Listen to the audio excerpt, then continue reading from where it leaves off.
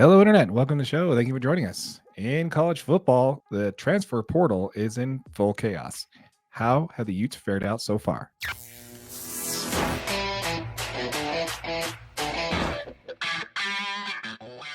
All right. So, what do you say we jump into a little bit of conversation about college football, shall we?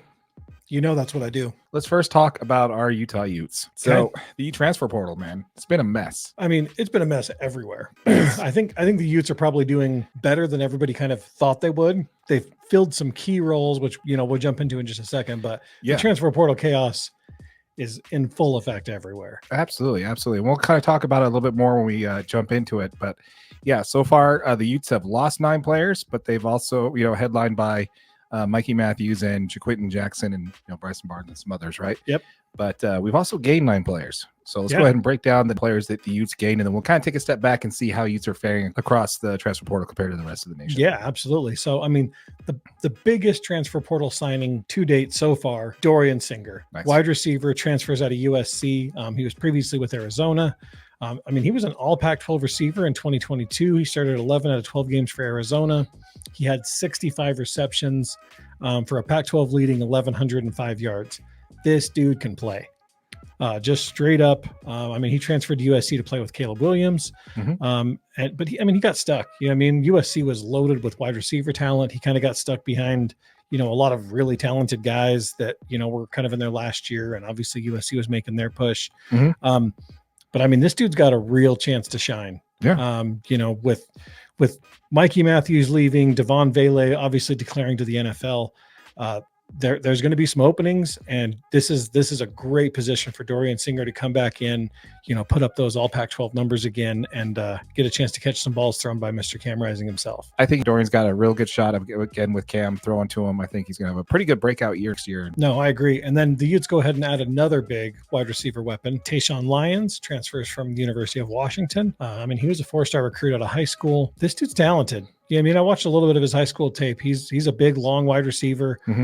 Really talented dude. Didn't play for Washington. Yeah, redshirt last year, right? Yeah, I believe he did use a redshirt because he still got 4 years of eligibility. So he's also going to have a huge chance to be wide receiver number 2, catch some balls down the field. Again, with the loss of Mikey Matthews and Devon Vele, it's wide open. There's going to be positions out there that the Utes are looking to fill, and it's huge. It's huge, man. These guys got huge opportunities, especially with this. With Cam coming back to the Utes. The Utes continued to add, receiving talent. The next guy they add is Carson Ryan. He's a transfer out of UCLA. This dude's a big physical tight end. He's like 6'4". He's a 4-star recruit out of high school. He was rated the number 3 tight end nationally by ESPN. Wow. He played his high school football at American Fork High School here in beautiful Utah. Beautiful Utah. He started 8 games for UCLA last year. He's going to be obviously playing next to Brent Keithy, who has been a Utah star for years and years. This is a big chance for him to continue showing what he can do. His biggest game last year was actually against the Utes. So, he liked coming back home and playing here. So, I expect a breakout season for Carson Ryan next year, after transferring from UCLA. So it's going to be awesome. He's going to be a fun player to watch. I think Utes fans are pretty lucky to get this guy. Oh, yeah. 8 starts, played in 12 games, 13 receptions, 205 yards, also had 3 touchdowns as well. So I'm looking forward to seeing him play for sure. I just want to go over a couple of the defensive additions. Since the Utes add Cameron Calhoun, who's a transfer from Michigan, big time DB, man. He's a cornerback. He's a 4-star recruit out of high school. Good size, 6 foot tall. I think people forget that Utah's kind of DBU, man. Right. You come, and if you are the lockdown corner for Utah, you're going to the NFL. Right. That's what it is. They sent Jalen Johnson, Clark Phillips, Javelin Guidry. These guys could all play. They were lockdown guys, and they all play in the league to this day. He's going to have a chance to step up, be the lockdown guy, and if he can do it and play a couple of years, he's going to the league. The other kind of big transfer was John Henry Daly, the transfer out of BYU. He was a 3-star recruit out of high school. He didn't get a lot of playing time, which he didn't. A little bit concerning. If you're not good enough to play on BYU defensive side of the ball, chances are you may or may not be able to be good enough to play on the Utah defensive side of the ball. But with the loss of Jonah Ellis to the NFL this year, he's going to have a chance. He was the number 9 recruit in Utah, the number 36 recruit in the nation when he came out of high school. He's going to have his chance to get in there. With Jonah Ellis coming out, this dude's going to get a chance to show what he can do. And I like it. Yeah. We've got the safety we got out of from Stanford. Yeah.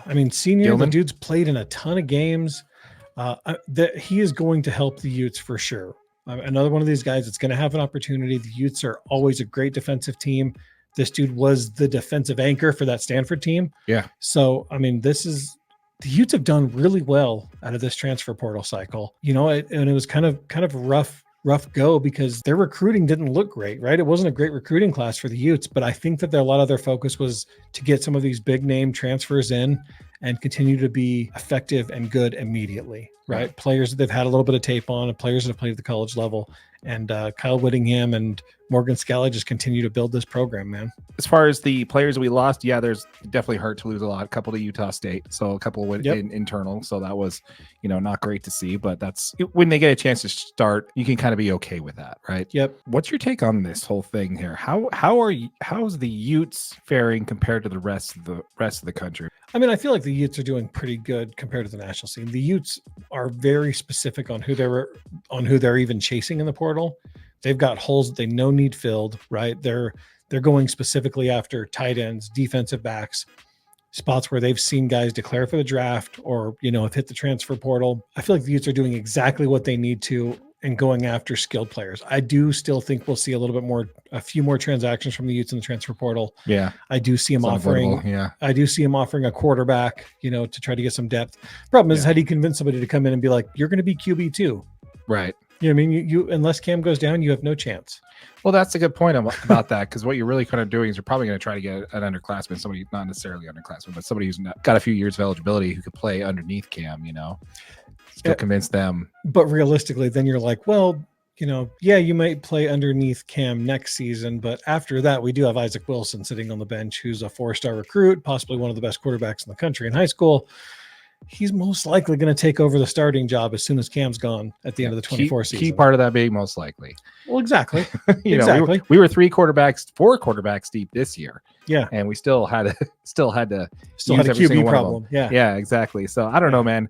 I mean, going into the Big 12, I think they're in a perfect position. Well, obviously in the Big 12 with Texas and Oklahoma leaving and going to the SEC, that pretty much puts Utah as one of the top tier teams coming into that conference. Oklahoma State may have something to say about that. With all this turmoil coming into the Big 12, going into spring camp, I think the Utes are in the best position of any team in the Big 12 with a chance to compete for a conference championship. Yeah, the Utes are solid.